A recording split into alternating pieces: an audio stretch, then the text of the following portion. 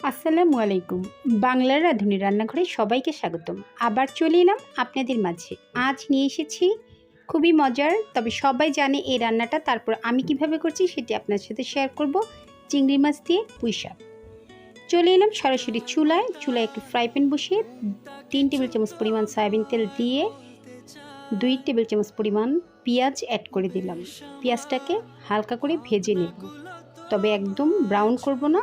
পেঁয়াজটা যখন নরম হবে ঠিক তখন অ্যাড করে দিব চিংড়ি মাছ, মিডিয়াম সাইজের 2টি আলু। এখানে 8-10টি মিডিয়াম সাইজের চিংড়ি মাছ আছে। চিংড়ি মাছগুলো আমি আগে থেকে ভালো করে কেটে ধুয়ে নিয়েছিলাম। চিংড়ি মাছ দিয়ে এই আলু পুঁই শাকের রান্নাটা কিন্তু খুবই টেস্টি হয়। তারপর অ্যাড করে দিলাম স্বাদ অনুযায়ী লবণ, দিয়ে দিলাম 1 চা চামচ পরিমাণ হলুদের গুঁড়া, 1 চা চামচ পরিমাণ মরিচের গুঁড়া এবং 1 চা চামচ পরিমাণ জিরা গুঁড়া। সাথে অ্যাড করে দিলাম 1 চা চামচ পরিমাণ আদা রসুন বাটা। সবগুলো মশলা আলু এবং চিংড়ি মাছের সাথে ভালো করে কষিয়ে নিব। কষানোর জন্য সামান্য একটু পানি অ্যাড করে দিলাম।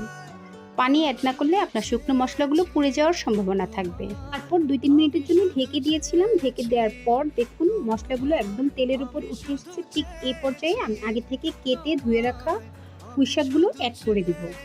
সবগুলো পুঁই শাক এভাবে দিয়ে দিব। এখানে বাজারের 1 আটি পরিমাণ পুঁই শাক আছে। তারপর ঢেকে দিলাম 3 থেকে 4 মিনিটের জন্য ফুল আঁচে রেখে। 3 থেকে 4 মিনিট পর ঢাকনা সরিয়ে ভালো করে উপর নিচ করে আমি পুঁই শাকগুলো নেড়ে মিশিয়ে দিব। দেখুন পুঁই শাক থেকে যথেষ্ট পরিমাণ পানি উঠেছে। এখানে আর পানি না দিলেও কোনো সমস্যা নেই, এই পানি থেকেই রান্নাটা একদম কমপ্লিট হয়ে যাবে। চিংড়ি মাছ দিয়ে যে কোনো রান্নাই আসলে সত্যি বলতে খুবই মজার হয়। আর অবশ্যই চুলা আঁচটি বাড়িয়ে রান্না করবেন, তাহলে আপনার শাকটা একদম সবুজই থেকে যাবে। অল্প আছে বেশি সময় নিয়ে রান্না করলে কিন্তু শাকটা সবুজ থাকবে না। আবার ঢেকে দিয়েছিলাম 4 থেকে 5 মিনিটের জন্য। দিয়ে দিলাম ফ্লেভারের জন্য কাঁচামরিচ। একদম রেডি আমার আজকের চিংড়ি দিয়ে পুঁই শাক। দেখলেন তো কত সুন্দর, আলুগুলো সিদ্ধ হয়ে গেছে। কিছু আলু আমি ভেঙে দিয়েছি। খেতে অসম্ভব টেস্টি। যদি আমার ভিডিওটি একটু ভালো লেগে থাকে please like, comments and share করে দিবেন, সাবস্ক্রাইব করে দিবেন এবং পাশে থাকা বেল আইকনটি ক্লিক করে দিবেন।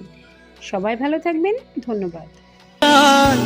মনটা কিছু তোমায় বলতে চায়,